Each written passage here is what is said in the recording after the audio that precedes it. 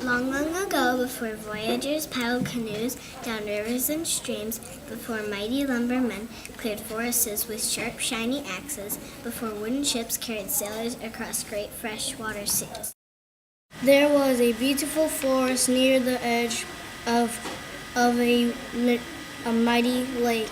Today we know that forest as part of Wisconsin, and the mighty lake is called Lake Michigan.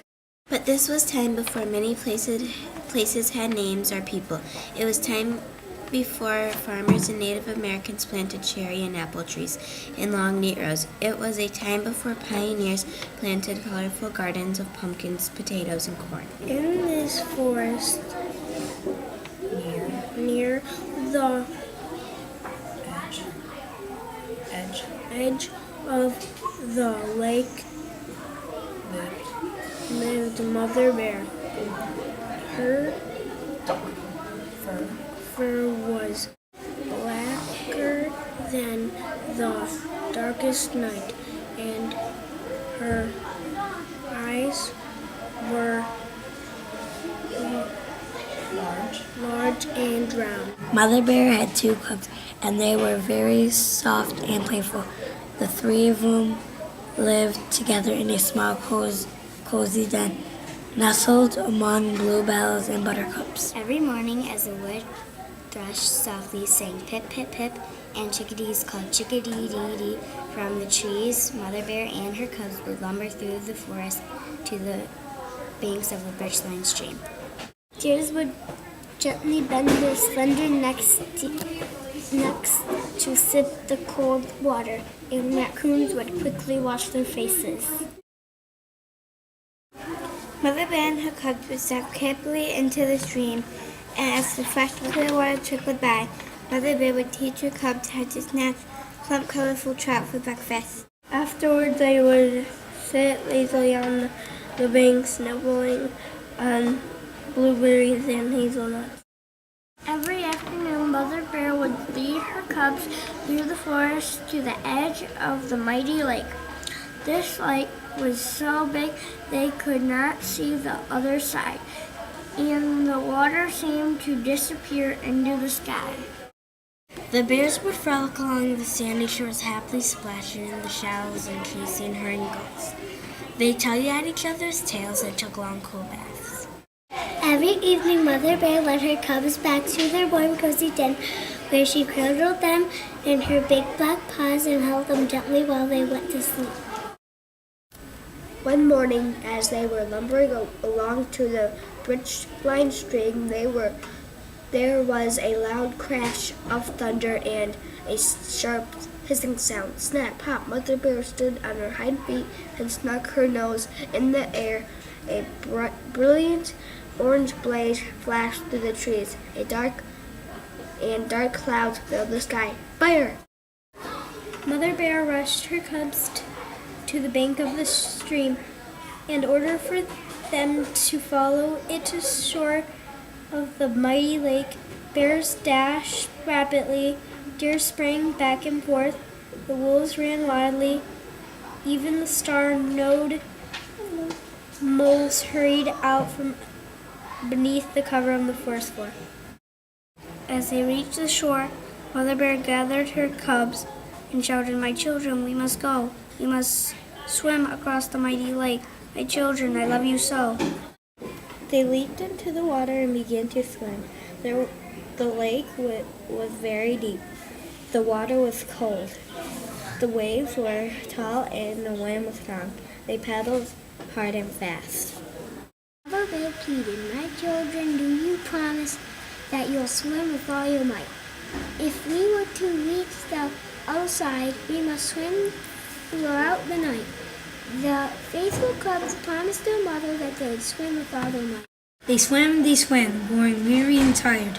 They swam as the afternoon sun grew large and warm. They swam as the sun slid below and the horizon and the air grew cold. And as they swam, Mother Bear kept turning her large black face to make sure her cubs were not far behind. She watched as their paws struggled against the water, and as their soft round faces became became smaller and smaller. Between the waves of the mighty lake, Mother Bear grew weary. Soon the nighttime fell upon them, the sky grew dark, and the stars began to shine. Suddenly the air seemed quiet. The water became very still in the distance. Mother Bear heard the